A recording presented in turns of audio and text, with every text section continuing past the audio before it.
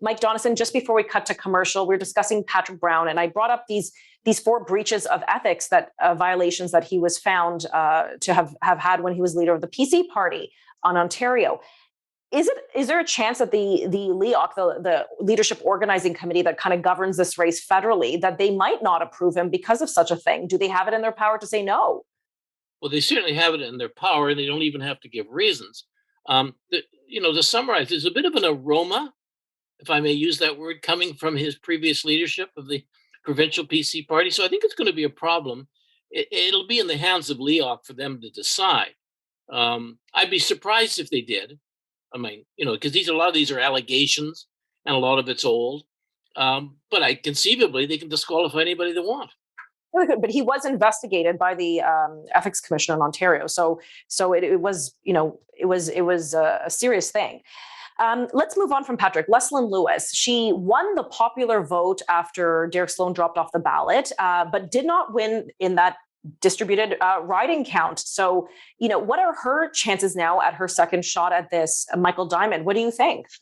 Look, I think she's actually probably a more serious competitor in this race than Jean Charest, and she should be covered a bit more fulsomely because of that. That said, she certainly beat expectations last time, going from virtually an unknown person to winning the popular vote on the second round, as you said.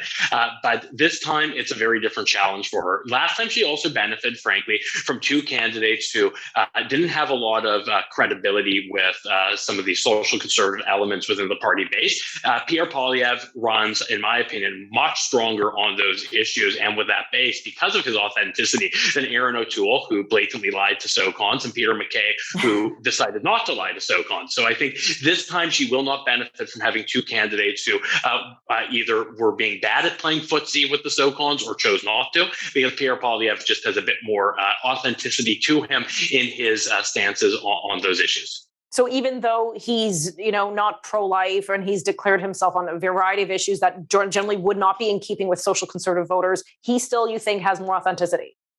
Well, then Aaron O'Toole, absolutely, because he's certainly being upfront about it. And unlike, Peter MacKay chose not to play footsie with him, Pierre Poilievre is certainly someone who is credible in wanting to have a big tent conservatism with fair and open nominations. That's something that's going to hurt Mr. Brown, by the way.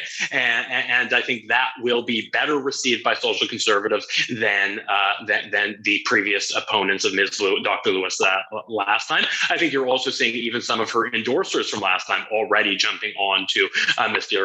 Poilievre's campaign. Okay, and Mike Donison, the social conservatives, I know they were always a huge factor. They've sort of pretty much selected the winner the last few times because of down ballot support. Do you expect that to happen again?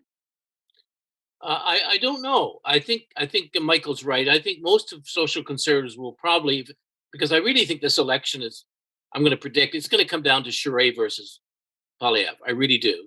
And I think those are reflections. And I think most of the social conservatives on their preferences will overwhelmingly go for Pierre on that split. But I really think this is down to Charest versus Poilievre. And a comment I was thinking, this comes from American politics. I think these two gentlemen represent the real divide in the party.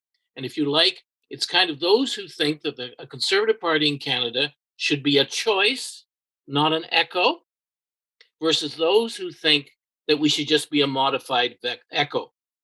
I really do. I think that summarizes the divide. And it also means that I think Pierre Poilievre has a much better chance of winning the party, winning the leadership over Mr. Charest. However, Mr. Charest may have a much better chance at winning the general electorate. Okay. Well, we only have a minute left, and I want to get to Roman Baber, independent Ontario MPP.